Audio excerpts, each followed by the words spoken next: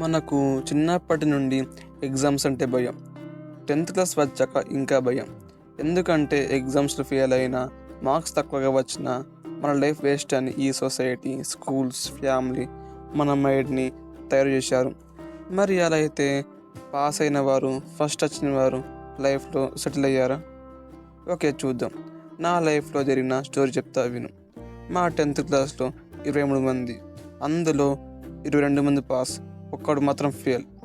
Pass అయిన వారు కొంతమంది ఇంటర్, వొకేషనల్, డిప్లొమా చేశారు. ఫెయిల్ అయిన వాడు ట్రాక్టర్ మెకానిక్ నేర్చుకున్నాడు. మా అందరిది డిగ్రీ, బీటెక్ కంప్లీట్ అయింది. కొంతమంది ఖాళీగా ఉన్నారు, కొంతమంది జాబ్ చేస్తున్నారు. వాడు మాత్రం సొంతంగా ట్రాక్టర్ రిపేర్ షాప్ పెట్టుకున్నాడు. వాని కింద 4 వర్కర్స్. వారికి నెలకు శాలరీ 12,000 ఇస్తున్నాడు. ఇప్పుడు చెప్పండి, ఎవరి సక్సెస్, ఎవరి ఫెయిల్యూర్? అప్పుడు వాడి లైఫ్ వేస్ట్ అని ఎవరన్నారో ఇప్పుడు వారందరూ వాడిని చూసి నేర్చుకోండి, మీ లైఫ్ వేస్ట్, డిగ్రీ బీటెక్ చేసి ఖాళీగా ఉన్నారు. వాడు 10th ఫెయిల్ లక్షలు సంపాదిస్తున్నాడు. మనుషులంతే, ఎవరి లైఫ్లో సక్సెస్ అవుతారో వాడికి రెస్పెక్ట్ ఇస్తారు. ఇంకోసారి ఎగ్జామ్స్ ఫెయిల్ అయినా బాధపడితే బాగుండదు చెప్తున్నా. గుర్తుపెట్టుకో, నీకు నేనున్నా.